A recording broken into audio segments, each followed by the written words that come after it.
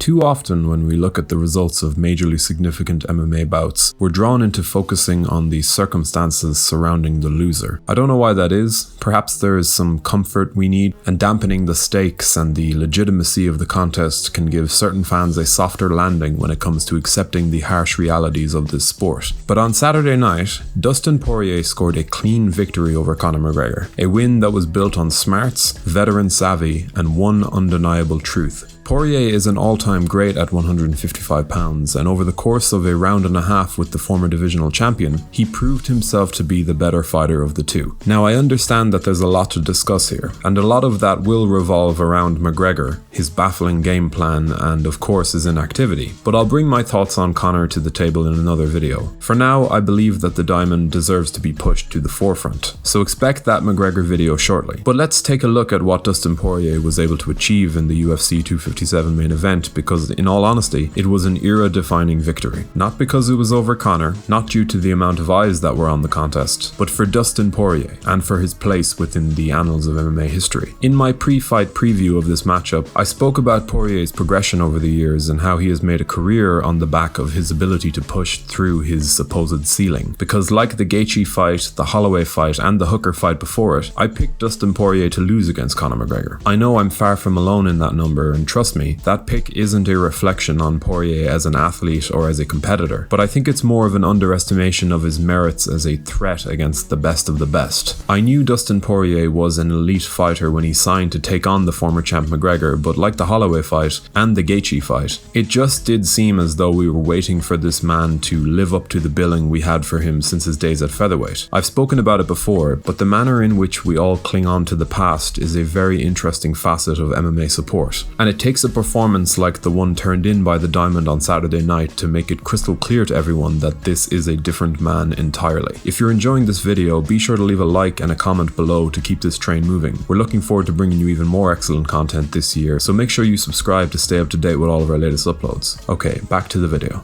We're looking at the single greatest active lightweight contender on the planet. A man who deserves to fight for the undisputed title once again whenever he chooses to return to the octagon. If Khabib is done, then he's done. I did think that a McGregor rematch would be the only thing to draw him back, and for now, it does seem as though the UFC are ready to crown a new champion. So it's an exciting time at 155 pounds, a time that will see a deserving new king rise to the top of the pile. Because as dominant as Khabib was, there's enough strength within the 155 pound ranks to make the next champion's claim to the throne valid. Sure, it would be nice to get the closure of another matchup from Nurmagomedov, but in his absence, I'm happy to call the winner of the next title bout the champion. Poirier gave us all a crash course in dealing with the past on Saturday night. All week, his mantra was one that revolved around not making this about revenge, about not falling into the same traps that clouded his judgment back in 2014. This was indeed a different version of McGregor that lay in front of him, but he came into fight week as a grown man, confident in his ability to get the job done. And on the night itself, Poirier won it clean. He had the better game plan, he looked to be the sharper of the two, even in the heat of the exchanges. And in his masterful utilization of calf kicks, he dissected Conor's heavy stance from the opening bell. He took some heavy shots, but knowing that he could now withstand the Irishman's legendary power was enough to fill him with tremendous confidence. And it wasn't just adding that fight-changing weapon or the power of his chin that saw him through. No, he landed on Conor, even in the earliest of exchanges. I noticed his wonderfully timed long right hook catching Conor at the end of his attacks as he slipped to reset. Everything Dustin did ensured that McGregor was quickly aware of the fact that this was a different ask this time around. It was cool, composed, and as he further proved to himself that he was twice the man he was back in 2014, watching Poirier go to work just got that bit more enjoyable. The calf kick as a primary tool against McGregor was the perfect choice, helped along by Conor's exceedingly boxing heavy style this time around. Dustin timed it perfectly and stuck to his game plan, even in the face of some hard left-hand shots. If the Dustin of old was a fighter who would drop his composure at the hint of a blood and guts scrap,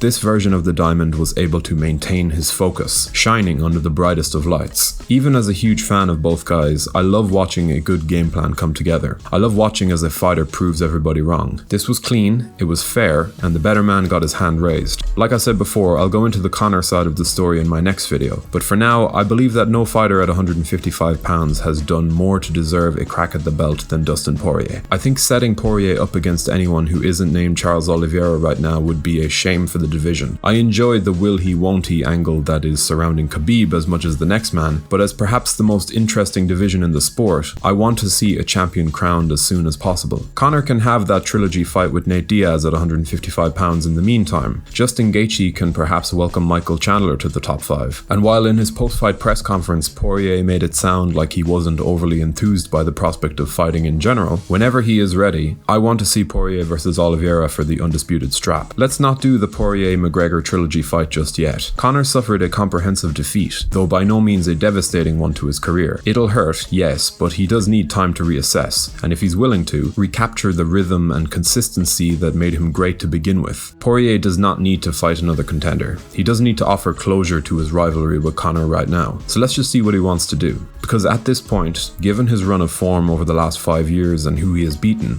I think Poirier should have the freedom to call his shot. And from the sounds of things, he wants that gold belt more than anything. So I think it's time that he was given the chance to make that almighty step for his legacy. Who would you like to see Dustin in there with next? Do you favor him in a matchup against Charles Oliveira? Be sure to let us know in the comment section below. We really do love to hear from you guys. If you enjoyed this video, leave a like before subscribing to the channel so you can stay up to date with all of our latest uploads. And as always, thank you for watching.